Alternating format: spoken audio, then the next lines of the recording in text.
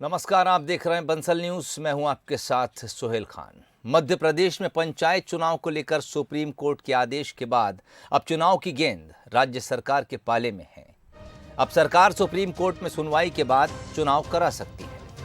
पंचायत चुनाव में ओबीसी आरक्षण पर सुप्रीम कोर्ट ने ट्रिपल टेस्ट नियम से ही आरक्षण तय कर चुनाव कराने के आदेश दे दिए हैं, जिसके बाद अब प्रदेश सरकार महाराष्ट्र सरकार के फैसले को आधार बनाकर ओबीसी आरक्षण की प्रक्रिया पूरी करने के बाद निर्वाचन आयोग से चुनाव कराने को कह सकती है।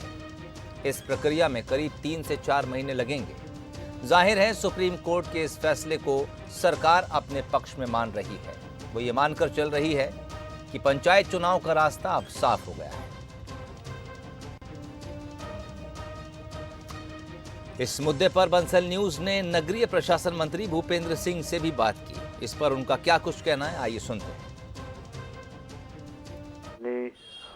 सुप्रीम कोर्ट ने इस बात को कहा है कि महाराष्ट्र राज्य के जो प्रकरण में पारित फैसला है वो मध्य प्रदेश के निर्वाचन में भी लागू होगा और सुप्रीम कोर्ट के द्वारा निर्णय पारित करते हुए निर्देशित किया गया है कि संविधान के अनुच्छेद 342A/3 के तहत 3 लेयर टेस्ट रिपोर्ट के संबंध में राज्य विधिवत निर्णय लेकर ओबीसी को पंचायतों में आरक्षण दिया जाए, तदनुसार निर्वाचन आयोग चुनाव संपन्न कराए। तो इसका सीधा मतलब कि अब जो हमारा ओबीसी कमीशन बना हुआ है उसकी रिपोर्ट जैसे ही गवर्नमेंट को सबमिट होगी, उस रिपोर्ट के आधार पर गवर्नमेंट रिकमेंड करेगी कि ओबीसी को पूर्व की तरह पंचायतों में या नगरीय निकाय में आरक्षण दिया जाए और उस आधार पर इसी आरक्षण देकर चुनाव कराएगी, राज्य सरकार चुनाव कराएगी। जिस तरह से जो हमारा ओबीसी आयोग है जिस तेजी से काम कर रहा है, वो कई जिलों के उनके दौरे हो गए हैं, तो मुझे लगता है कि जल्दी वो रिपोर्ट सबमिट कर देंगे गवर्नमेंट को और उसके आधार पर गवर्नमेंट नोटिफाई करके और इलेक्शन कमीशन को भेज देगा कि ओबीसी को 27% आरक्षण पूर्व की तरह आरक्षण पंचायत चुनाव में दिया जाए और उस आधार पर पंचायत के चुनाव शीघ्र होंगे। वहीं इस मामले को लेकर कमलनाथ का भी एक ट्वीट सामने आया है। मध्य प्रदेश में पंचायत चुनाव में ओबीसी आरक्षण को लेकर आज आए सुप्रीम कोर्ट के आदेश का अध्ययन करने की बात उन्होंने कही है। उन्होंने ये भी लिखा है कि कानून के विशेषज्ञों से वो चर्चा करेंगे।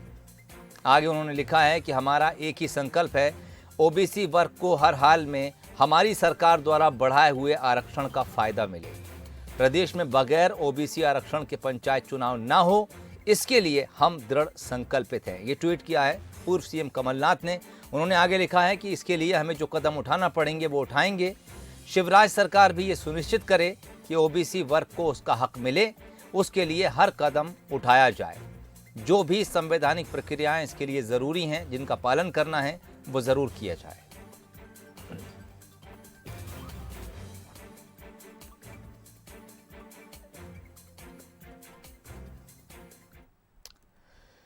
चलिए बात कुछ और खबरों की। मध्य प्रदेश में अब शराब सस्ती होने जा रही है। 1 अप्रैल से नई आबकारी नीति लागू होगी। इस फैसले पर कांग्रेस ने सवाल भी उठाए हैं। साथ ही पूछने वाले ये भी पूछ रहे हैं कि अब उमा भारती की शराबबंदी मुहिम का क्या होगा। देखिए पूरी खबर। एमपी में सस्ती होगी शराब, अर्थव्यवस्था को कितनी रफ्तार। कमलनाथ ने फैसले पर उठाए सवाल। टल गई उमा की शराबबंदी मुहिम फिलहाल। लगता है सीएम शिवराज सिंह चौहान ने पूर्व सीएम उमा भारती को मना लिया है। वो इसलिए है क्योंकि उमा भारती शराबबंदी को लेकर मुहिम चलाने वाली थी, लेकिन सरकार नई आबकारी नीति लेकर आ गई। यानी इससे संदेश तो यही निकलता है कि उमा भारती को फिलहाल मना लिया गया है। मध्य प्रदेश में 1 अप्रैल से नई आबकारी नीति लागू हो जाएगी। इस नीति के लागू होने के बाद शराब सस्ती होगी। साथ ही घर पर शराब रखने की सीमा भी बढ़ा दी गई है। अब लोग पहले के मुकाबले 4 गुना ज्यादा शराब घर पर रख सकेंगे। इसके अलावा जिस शख्स की आय सालाना 1 करोड़ रुपए है वो घर पर बार खोल सकेगा। सरकार की सस्ती शराब नीति पर कांग्रेस ने सवाल उठाए हैं। कमलनाथ ने अपने अंदाज में शिवराज पर तंज कसा है। अब जो उन्होंने शराब की नीति बनाई है इस दृष्टि से बनाई है कि लोगों को पिलाओ, हाँ नशे में रखो, ताकि उनको सच्चाई नहीं समझ आए। ये वही कांग्रेस है, ये वही कमलनाथ है जो कि महिलाओं के लिए अलग से शराब बेचने वाले थे, घर घर पहुंचाने का सिस्टम कमलनाथ जी करने वाले थे। इनकी बगल में छत्तीसगढ़ की प्रदेश की सरकार है, वहाँ शराब का क्या हाल है। अब पंजाब में उनकी कांग्रेस की सरकार है, वह कांग्रेस में शराब का क्या हालत कर दिया, उड़ता पंजाब बना दिया है। ये क्या सवाल करेंगे कांग्रेस के। राजनीतिक विश्लेषकों की माने तो शराब से मिलने वाला टैक्स अर्थव्यवस्था को रफ्तार देने का काम करता है, साथ ही ये रोजगार का जरिया भी है। लेकिन ये भी सच है कि नशे की गिरफ्त में जिंदगियां बर्बाद होती हैं, परिवार टूटता है। यही वजह है कि जब भी शराब की बात होती है सियासत भी शुरू हो जाती है। उमा भारती की शराबबंदी मुहिम के पीछे सामाजिक सरोकार वाली सोच थी, तो सरकार के सामने आर्थिक मजबूरी है, ऊपर से महामारी का दौर भी चल रहा है। हो सकता है आगे शराबबंदी पर कोई नीति बने। वैसे शराबबंदी की मांग तो छत्तीसगढ़ में भी हो रही है, लेकिन वहां भी यही आर्थिक मजबूरी है। Bureau report, Bansal news, Bhopal. और अब बात करेंगे यूपी की सियासत की। विधानसभा चुनाव के ठीक पहले यूपी में समाजवादी पार्टी को एक बड़ा झटका लगा है। मुलायम सिंह की छोटी बहू अपर्णा यादव बीजेपी में शामिल हो गई हैं। उन्हें दिल्ली के पार्टी मुख्यालय में उप मुख्यमंत्री केशव प्रसाद मौर्य और प्रदेश अध्यक्ष स्वतंत्र देव सिंह ने पार्टी की सदस्यता दिलाई। बताया जा रहा है कि वो लखनऊ कैंट से टिकट मिलने पर चुनाव लड़ेंगी, लेकिन इसी सीट से उन्होंने समाजवादी पार्टी से भी टिकट मांगा था और टिकट न मिलने पर वो अखिलेश से नाराज भी बताई जा रही हैं। अपर्णा मुलायम सिंह यादव के छोटे बेटे प्रतीक यादव की पत्नी हैं। अपर्णा ने बीजेपी की सदस्यता लेने के बाद पीएम मोदी और सीएम योगी का आभार जताया है। उन्होंने कहा है कि मैं राष्ट्र की आराधना करने निकली हूँ, मुझे आपका सहयोग बहुत ज़रूरी है। स्वच्छ भारत मिशन, महिलाओं के स्वावलंबन और पार्टी की अन्य योजनाओं से बहुत प्रभावित रही हूँ। जो भी कर सकूंगी पूरी क्षमता से करूंगी। आपको बता दें कि अपर्णा यादव के बीजेपी में शामिल होने की खबरें पिछले 3 दिनों से लगातार चल रही थी। जैसा कि सभी जानते ही हैं, मैं हमेशा से प्रभावित रहती थी आदरणीय प्रधानमंत्री जी से, और मेरे चिंतन में हमेशा राष्ट्र सबसे पहले है। मुझे लगता है कि राष्ट्र का धर्म मेरे लिए सबसे ज़्यादा ज़रूरी है, और मैं बस यही बोलना चाहती हूँ कि अब मैं राष्ट्र की आराधना करने निकली हूँ। इसलिए आप सभी लोगों का सहयोग भी बहुत अनिवार्य है, और मैं बहुत हमेशा से प्रभावित रहती हूँ जिस प्रकार की कार्यशैली है, चाहे वो स्वच्छ भारत मिशन हो, चाहे वो महिलाओं के लिए स्वावलंबी जीवन हो, चाहे वो रोजगार हो। मैं हमेशा से भारतीय जनता पार्टी की स्कीम से हमेशा से बहुत प्रभावित रहती हूँ। यूपी में चुनावी जंग अब दिलचस्प होती जा रही है। योगी आदित्यनाथ के गोरखपुर से चुनावी मैदान में उतरने के बाद अब समाजवादी पार्टी के सुप्रीमो और राज्य के पूर्व मुख्यमंत्री अखिलेश यादव के भी विधानसभा चुनाव लड़ने की खबर है। अखिलेश यादव पूर्वी उत्तर प्रदेश की आजमगढ़ सीट से सांसद हैं और उन्होंने राज्य विधानसभा का चुनाव इससे पहले कभी नहीं लड़ा है। वो किस सीट से चुनावी मैदान में उतरेंगे, इसका फैसला होना बाकी है। चर्चा है कि वो सैफई मैनपुरी, आजमगढ़ या फिर किसी और सीट से भी चुनाव लड़ सकते हैं।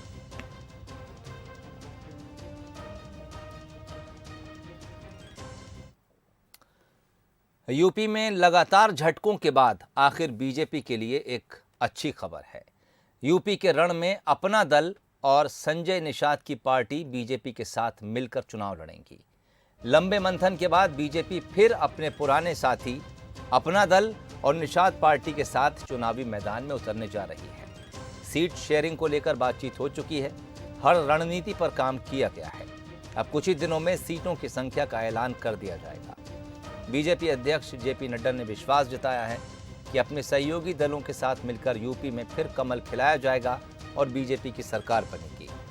ओम प्रकाश राजभर और स्वामी प्रसाद मौर्य के बीजेपी से किनारा कर लेने के बाद इन दो दलों से गठबंधन होना बीजेपी के लिए राहत की खबर है।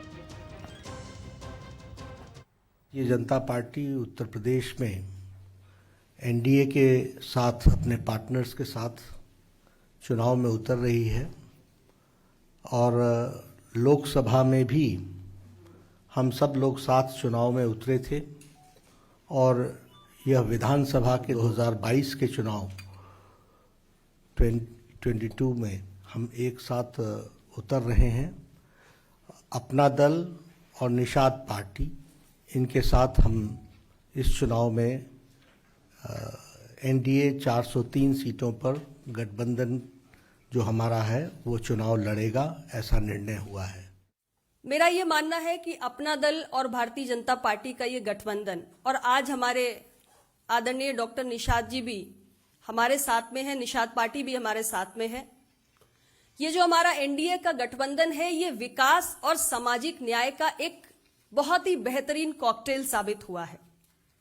उत्तर प्रदेश को दोनों की आवश्यकता है, विकास की भी, सामाजिक न्याय की भी।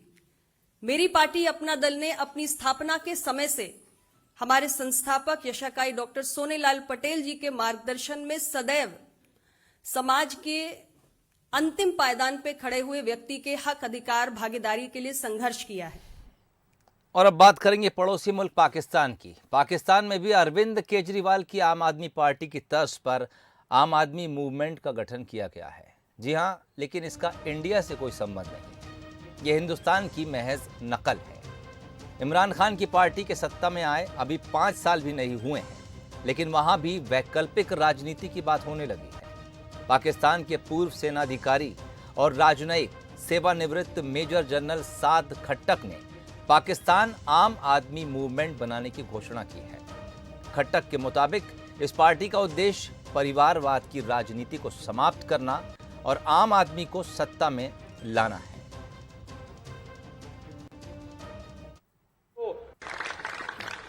फर्क सिर्फ इतना है कि मुसल्लह अफवाज में मेरिट के ऊपर फैसले होते हैं। वहां आपसे ये नहीं पूछा जाता कि आपका बाप जर्नल था कि नहीं, वहां आपकी सलाहियतें देखी जाती है।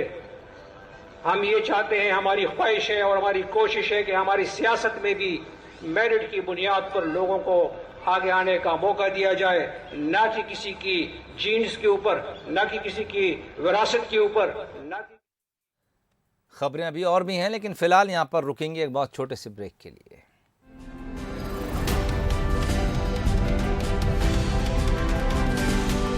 है जहां जिले में ग्रामीणों के गांव छोड़कर जाने की चेतावनी से सरकार में हड़कंप मच गया।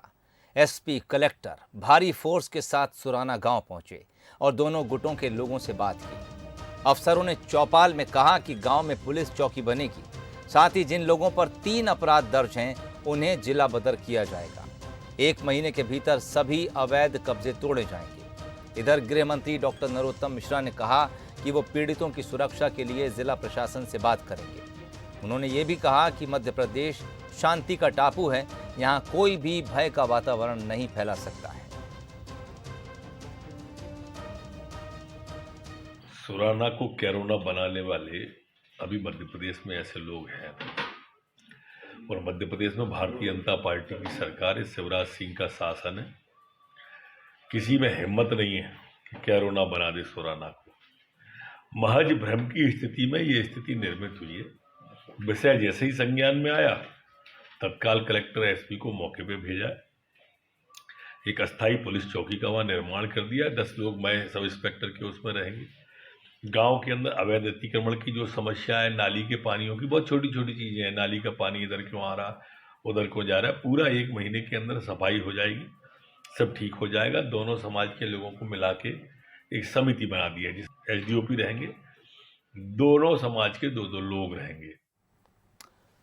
चुनावी राज्यों के घोषणा पत्र में छत्तीसगढ़ मॉडल की झलक दिख सकती है और कांग्रेस छत्तीसगढ़ में चल रही जन कल्याणकारी योजनाओं को लेकर यूपी की जनता को रिझाने की कोशिश भी कर सकती है। इसको लेकर सीएम भूपेश बघेल ने सोनिया गांधी, राहुल गांधी और प्रियंका गांधी से मुलाकात कर चर्चा की है। मुलाकात के दौरान छत्तीसगढ़ की योजनाओं पर विस्तार से चर्चा हुई है और अब छत्तीसगढ़ में लागू कई योजनाओं को घोषणा पत्र में शामिल करने की संभावना भी जताई जा रही है। इनमें सस्ती दवा, गोधन न्याय योजना, किसानों को राहत देने संबंधी कई योजनाएं शामिल हैं।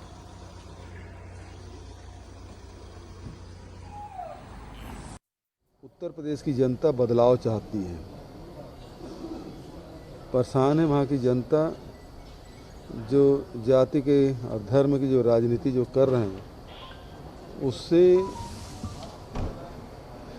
वहाँ की जनता ऊब चुकी है। वो अपनी समस्याओं का निदान चाहते हैं। धान की जो रेट है वहाँ के लोग भी चाहते हैं। छुट्टे जानवर से परेशान हैं तो लोग वहाँ भी चाहते हैं कि गोबर खरीदी की व्यवस्था हो, वहाँ जानवरों की व्यवस्था हो। तो बहुत सारे ऐसे मुद्दे हैं जो छत्तीसगढ़ के मॉडल को अपनाना चाहते हैं। खबर ग्वालियर से है, जहां की सड़कों पर सरेआम यमराज घूम रहे हैं। ये बात सुनकर आपको अजीब जरूर लगेगी, लेकिन बंसल न्यूज ने शहरों की सड़कों पर फर्राटे से दौड़ रही मौत को अपने कैमरे में कैद किया है। देखिए ग्वालियर से प्रहलाद सेन की एक खास रिपोर्ट। काल बनकर दौड़ रहे निगम वाहन, ज्यादातर वाहन कंडम और खस्ता हाल, वाहनों से नंबर प्लेट भी गायब। निगम की आंखें बंद, पुलिस बेबस। जी हां, इन दिनों ग्वालियर शहर में यह हकीकत बन गया है। यहां की सड़कों पर नगर निगम के सैकड़ों चार पहिया वाहन मौत बनकर घूम रहे हैं। यकीन नहीं होता तो देखिए इस भारी भरकम डंपर को, किस तरह से भीड़ भाड़ वाली सड़क पर फर्राटे भर रहा है। इसी तरह निगम की आंखें खोलने के लिए इस पानी के टैंकर पर नजर दौड़ाइए। नगर निगम के इस ट्रैक्टर को तो कोई रोक ही नहीं सकता। कोई मोड़ हो या फिर बीच सड़क, बिना किसी सिग्नल के ये पूरे 90 डिग्री टर्न ले लेता है। ये तो हुई निगम चालकों की मनमानी। अब आपको मौत के वो आंकड़े भी बताते हैं। पिछले महीने चेतकपुरी चौराहे पर एक स्कूटी सवार महिला को निगम के डंपर ने कुचल दिया। अक्टूबर महीने में डोर टू डोर कचरा कलेक्शन वाहन ने एक 2.5 साल की मासूम की जान ले ली। दिसंबर महीने में एजी ऑफिस पुल से रंगमहल गार्डन जाते समय स्कूटी सवार युवक को अज्ञात वाहन ने टक्कर मार दी, जिससे उसकी मौत हो गई। बाद में पता चला कि यह निगम का वाहन था। शहर में आए दिन अमूमन इसी तरह से निगम के वाहन दुर्घटना के कारण बन रहे हैं और सरकारी महकमे के वाहनों पर पुलिस भी कार्रवाई करने में बेबस दिखती है। इस संबंध में मुकुल गुप्ता साहब को परसों व्यक्तिगत रूप से फ़ोन करके बताया था और उनका जो अमला है, जो ठेका जिसको दे रखा, उनने उसको हिदायत भी दी है कि सुनने में ये भी आया है कि रोंग साइड भी घुस जाती हैं ये गाड़ियाँ, तो उससे क्या है गलत मैसेज शहर के अंदर जाता है कि भाई ये सरकारी अमला है की गाड़ियाँ हैं और रोंग साइड जा रही हैं। तो उन्हें आश्वासन दिया कि जल्दी हम इसमें सुधार कराएंगे और ऐसी कोई भी कमी होगी उनकी पूर्ति कराएंगे। ग्वालियर में जिस संस्था पर शहर को जिंदा रखने की जिम्मेदारी है, वही लोगों की जान से खिलवाड़ कर रही है। दुर्घटना के साथ निगम के वाहन प्रदूषण भी फैला रहे हैं। कचरे से भरे वाहन बिना ढके ही सड़कों पर दंदनाते दिख जाएंगे। इतना ही नहीं, निगम के ज्यादातर वाहनों में नंबर प्लेट तक नहीं है। देखिए, ये अनफॉर्चुनेट बात है कि कोई भी वाहन यदि बिना नंबर के तो गलत है, चाहे वो हमारा हो चाहे किसी का भी हो। और जिस वाहन की आप चर्चा कर रहे हैं उस वाहन को जो है वो पहले नगर निगम के लिए काम करता था, लेकिन अभी पिछले कई लंबे समय से काम नहीं कर रहा हो। लेकिन अनफॉर्चुनेट है, इसमें होना चाहिए। हम नगर निगम के जितने भी वाहन हैं सब पे नंबरिंग हमारी लगी चुकी है लगभग। आपने देखा होगा कि पिछले कई महीनों में काफ़ी प्रोग्रेस आई है, इम्प्रूवमेंट आया है और ये इम्प्रूवमेंट होते रहना चाहिए। निगम के सबसे बड़े अधिकारी ने वही रटा रटाया जवाब दिया जो अमूमन मीडिया को दिया जाता है, लेकिन तस्वीरें झूठ नहीं बोलती साहब। ये वीडियो चीख चीख कर बता रहे हैं कि निगम के कई वाहन अनफिट हो चुके हैं, कंडम हो चुके हैं, प्रदूषण फैला रहे हैं, जान ले रहे हैं, हादसों का कारण बन रहे हैं। अब सवाल ये भी है कि इस खबर के बाद शहर के जनप्रतिनिधि, बड़े बड़े नेता और मंत्री कोई एक्शन लेंगे? क्या शहर की बेचारी जनता की सुनवाई होगी? प्रहलाद सेन, बंसल न्यूज, ग्वालियर।